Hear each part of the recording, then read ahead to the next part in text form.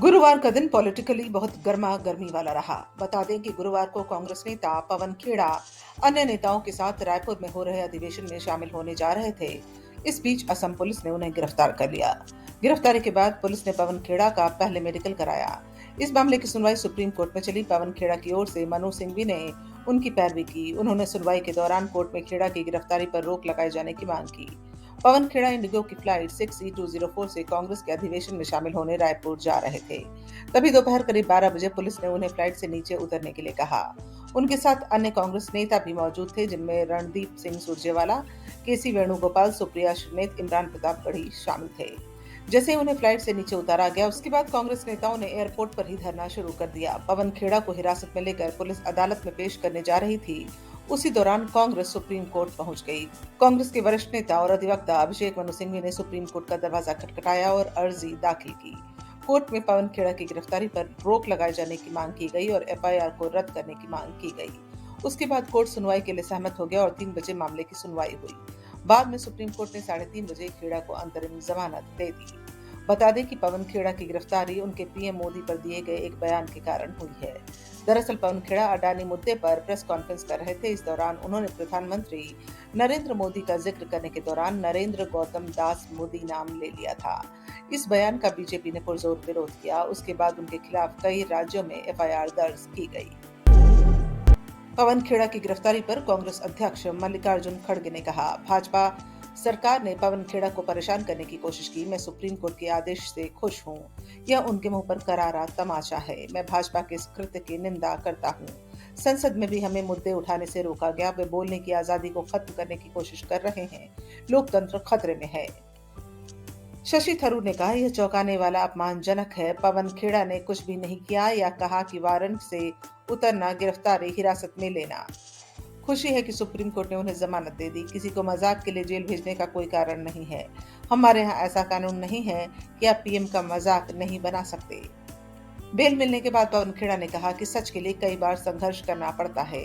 उन्होंने कहा, मैं भी कर रहा हूं और मेरे नेता राहुल गांधी भी संघर्ष कर रहे हैं। न्यायालय पर पूरा भरोसा है। उन्होंने आगे बताया कि बिना एफआईआर की कॉपी और नोटिस दिए हवाई जहाज से गिरफ्तार कर लिया गया। खेड़ा ने कहा कि गैर कानूनी तरीके से उन्हें गिरफ्तार किया गया। न्याय पर मेरी आस्था है, जिसकी वजह से आज मेरी स्वतंत्रता की रक्षा हुई। संवैधानिक मूल्यों को बचाने का संघर्ष राहुल गांधी जिस निडरता के साथ कर रहे हैं, उसमें हम एड़ी चोटी का जोर लगाएंगे। प्रवर्तन निदेशालय यानी ईडी ने गुरुवार को दिल्ली के मुख्यमंत्री अरविंद केजरीवाल के पीए विभव कुमार से पूछताछ की। ईडी ने विभव कुमार से दिल्ली आबकारी नीति में कथित अनियमितताओं से जुड़े मनी लॉन्ड्रिंग मामले में पूछताछ की। अधिकारियों ने जानकारी देते हुए बताया कि विभव कुमार को जांच एजेंसी के समक्ष पेश किया गया और जांचकर्ता मनी लॉन्ड्रिंग एक्ट के प्रावधानों के तहत उनका बयान दर्ज कर रहे हैं। ईडी ने 11 फरवरी को इस मामले में वाईएसआर कांग्रेस सांसद मंगूटा श्रीनिवास रेड्डी के बेटे राघव मंगूटा को गिरफ्तार किया था। राघव मंगूटा से पहले ईडी ने पंजाब के व्यवसायी गौतम मल्होत्रा और आपके सोशल मीडिया प्रभारी विजय नायर के सहयोगी राजेश जोशी को गिरफ्तार किया था। ईडी ने अब तक मामले में 2 अभियोजन शिकायतें, एक चार्जशीट और एक सप्लीमेंट्री चार्जशीट दायर की है। वे मामले में तीसरी चार्जशीट दाखिल करने के लिए तैयार हैं। इस बीच सीबीआई ने दिल्ली के उप मुख्यमंत्री मनीष सिसोदिया को भी 26 फरवरी को जांच में शामिल होने के लिए समन भेजा है। ठगी और मनी लॉन्ड्रिंग मामले में गिरफ्तार सुकेश चंद्रशेखर मंडोली जेल में बंद हैं। सुकेश के पास 1.5 लाख रुपए की चप्पल और 80,000 के 2 जीन्स बरामद हुए हैं। सेल में जेलर दीपक शर्मा और जय सिंह के अलावा सीआरपीएफ के जवानों ने भी रेड डाली। अपनी सेल में अचानक छापेमारी के लिए आए अफसरों को देख सुकेश चंद्रशेखर हक्का बक्का रह गया और वो फुट फुट कर रोने लगा। सुकेश चंद्रशेखर की जेल की कोठरी से लग्जरी सामान मिलने का वीडियो वायरल हो रहा है, जिस पर जेल प्रशासन ने कार्रवाई की बात कही है। बता दें कि पिछले दिनों महाठग सुकेश चंद्रशेखर को जबरन वसूली और मनी लॉन्ड्रिंग के एक अन्य मामले में ईडी की 9 दिनों की रिमांड पर भेजा गया है।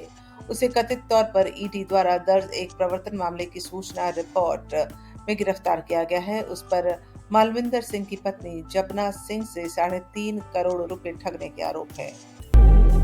तुर्की सीरिया के बाद अब भारत तजाकिस्तान के भूकंप के हालातों से निपटने में मदद करेगा। गुरुवार 23 फरवरी को तजाकिस्तान में आए भूकंप के बाद भारत स्थिति पर नजर रख रहा है और आपदा की घड़ी में मदद करने के लिए तैयार है। तजाकिस्तान और अफगानिस्तान में गुरुवार सुबह भूकंप के तेज झटके महसूस किए गए। भूकंप का केंद्र अफगानिस्तान के फैजाबाद से 265 किलोमीटर दूर तजाकिस्तान में था। यहाँ 18 मिनट के अंदर 2 बार धरती कांपी। पहली बार इसकी तीव्रता रिक्टर पैमाने पर 6.6 मापी गई, जबकि दूसरी बार भूकंप की तीव्रता 5 के ऊपर मापी गई। भूकंप सुबह 6:07 और 6:25 पर आया। पहले झटके का केंद्र जमीन से 113 किलोमीटर और दूसरे का 150 किलोमीटर गहराई में था। प्रधानमंत्री नरेंद्र मोदी ने तजाकिस्तान में भूकंप के बाद की स्थिति पर अपनी जानकारी ली है। वे तजाकिस्तान में भूकंप के प्रभाव से संबंधित घटनाक्रमों की निगरानी कर रहे हैं। सूत्रों ने बताया है कि भारत तजाकिस्तान के अधिकारियों के संपर्क में है और भारत सरकार के संबंधित निकाय किसी भी आवश्यक सहायता के लिए निकटता से समन्वय कर रहे हैं।